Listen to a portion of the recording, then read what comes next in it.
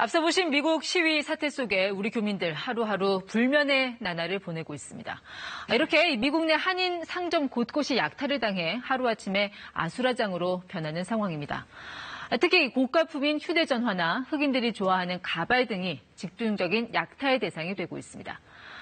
기부 사이트 고펀드미에 올라온 글에 따르면 필라델피아에서 미용용품 가게를 운영하는 교민은 하루 저녁에만 $65만, 우리 돈으로 약 8억 원의 재산을 털렸습니다. 미국에서도 8억 원은 굉장히 큰 재산이죠. 우리 교민들이 미국으로 건너가 밤낮으로 열심히 일해서 일군 재산이 이렇게 하루아침에 사라지는 게 안타까울 따름입니다.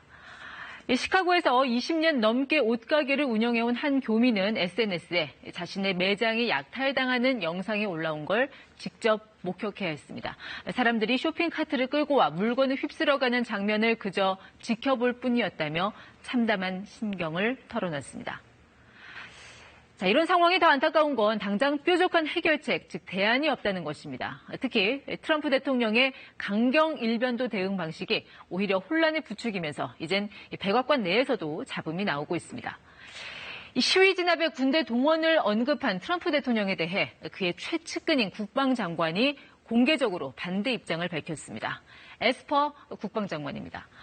배경은 이렇습니다. 지금 트럼프 대통령이 시위 진압에 투입하겠다고 공언하는 건 연방군, 즉 정규군입니다. 그러니까 이 몇몇 주에서 이미 시위 현장에 배치돼 있는, 그러니까 우리의 예비군격인 주방위군과는 급이 다릅니다.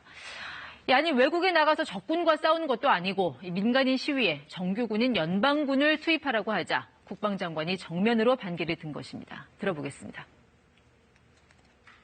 And only in the most urgent and dire of situations. We are not in one of those situations now.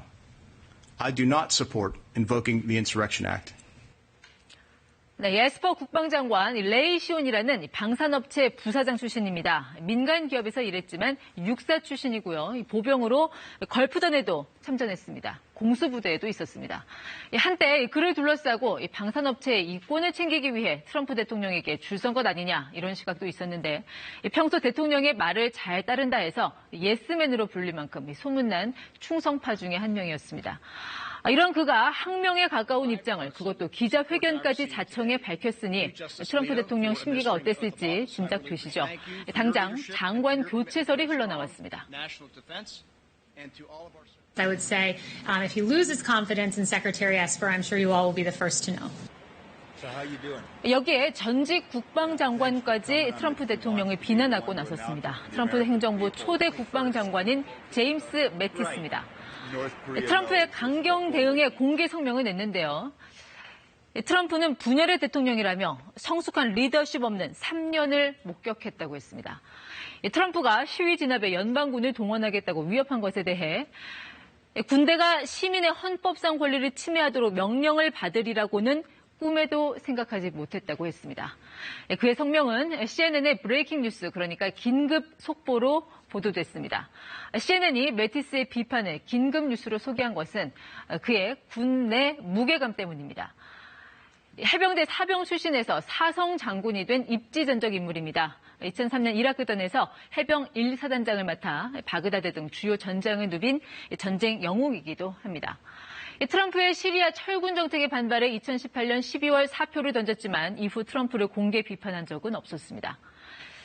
트럼프는 매티스에게 매드독, 즉 미친 개라는 이런 별명을 붙였지만 주변에서는 그를 서재에 책이 몇 권 있는지 모를 정도의 엄청난 독서광, 또 신사로 평가하기도 합니다. 매티스의 이번 공개 성명을 트럼프는 특유의 말폭탄으로 되갚았습니다. 군대가 아닌 개인 홍보에 강점이 있고 밥벌이도 못한다라고 맹비난했습니다. 매티스는 세계에서 가장 과대평가된 장군이라며 내가 그에게 사직서를 요구했고 굉장히 잘한 일이라고 느낀다며 뒤끝을 남겼습니다.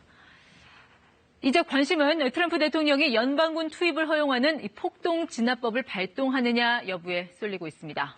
국방장관도 반대하는 폭동 진압법이 발동이 현실화될 경우 이번 사태는 또 다른 후폭풍에 직면할 것으로 보입니다. 친절한 뉴스였습니다.